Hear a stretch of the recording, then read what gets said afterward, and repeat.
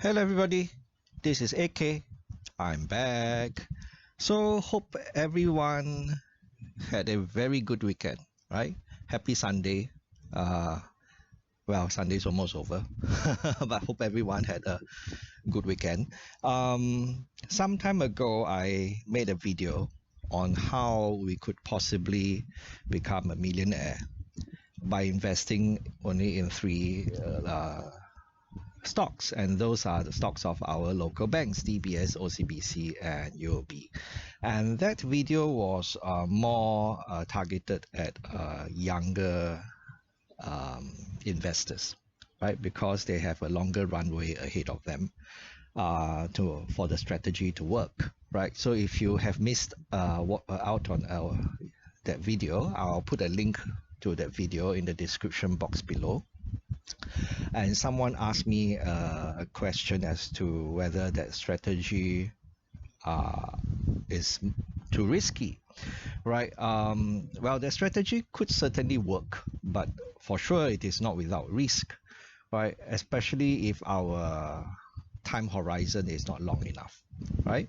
Because if you give a good business a longer time horizon, then what happens is that the stock market being what it is, it will have ups and downs, and give it enough time, and we see those bumps are ironed out, right, over let's say 20 years period. Right, if you need the money within the next 5 years, for example, we could possibly see a market correction and the price comes down a lot, and then instead of buying more, you actually had to sell because you need the money.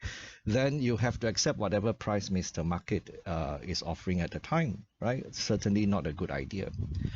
So, but it's a strategy that definitely could work, right? If we have a longer time horizon. So that's why I say it's geared more towards younger investors. For sure, I've said before that being 100% in any stock is a bad idea. So let's say you're like 100% in Alibaba or 100% in Tesla. I've said this many times before, is a bad idea, right? No matter how confident we are in that business, it's probably a bad idea because we have imperfect knowledge, right? We don't know what could go wrong in the future. And things certainly could go wrong, and they have gone wrong for example, Alibaba and Tesla in some instances. And if they don't pay a dividend or meaningful dividend, the pain can be unbearable, right? So being 100% invested in the local banks, DBS, OCBC, and UOB, the nice thing is that even during years when the stock prices are down, if we don't have to sell, if we don't have to liquidate, we're still enjoying the dividends. And I've said before, the banks have proven themselves to be very reliable when it comes to paying dividends, meaningful dividends to shareholders during good and bad times, right? And personally, for me, I'm not 100% invested in DBS, OCBC, and UOB. I mean, together they form a very large chunk of my portfolio. It's like probably close to 40% of my portfolio in terms of market value, right? But remember, even though they are all banking stocks, right? It's three different banks. So if like one bank should have a scandal or problem, touch wood, it's not as if my entire investment in the local banking sector is being impacted, right? So if we look at Mr. Warren Buffett's portfolio, right, more than 50% of his portfolio's market value is made up by his investment in Apple. It's just one single stock, right? So concentration isn't necessarily a bad thing, but being overly concentrated might be a bad idea, right? Concentration is not a bad thing if that investment turns out to be a very good investment, right? But then if you're overly concentrated, if the investment turns out to be a bad investment, then it could sink our ship, right? So I don't know if Mr. Warren Buffett is a good yardstick, but 50% in one stock, well, okay, it's better than 100% in one stock like Alibaba or Tesla, like I've said before. right? And also, as Singaporean investors, we also have a safety net called the CPF, right? The CPF. So,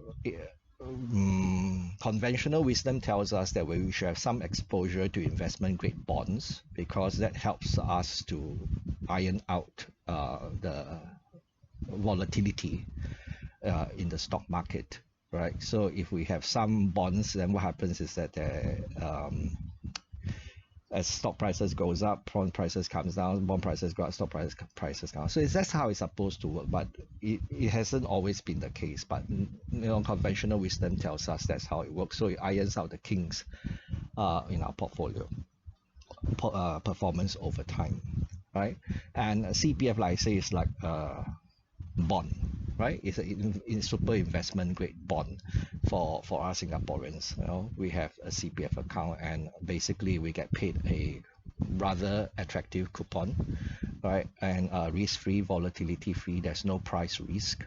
And if we have a significant amount of savings, CPF savings, like in my case, I know I'm probably a bad example, but there are many people also, who are like me, and they have significant CPF savings. And that, if you consider bonds as part of our portfolio, you think of CPF savings as part of our portfolio, that helps us to reduce concentration risk by quite a bit, right? So if I were to include my CPF savings as part of my portfolio, then my investment in the local banks is not 40% of my portfolio. It would come down by quite a bit. Maybe it would come down to being about like 25% of my portfolio or something. It's just a rough back of the envelope, estimation. So yes, I agree that being 100% invested in the local banks, that has concentration risk, and it's probably a bad idea. So I agree with the person who asked me the question. But becoming a millionaire by investing in only 3 stocks, DBS, OCBC, and UOB, is definitely a possibility, right? So which was why I made that video, right? Just to inspire and to get people thinking. But I'm not saying that it does not come risk-free. Okay, so that's some food for thought for Sunday evening. If AK can talk to himself, so can you. Bye-bye.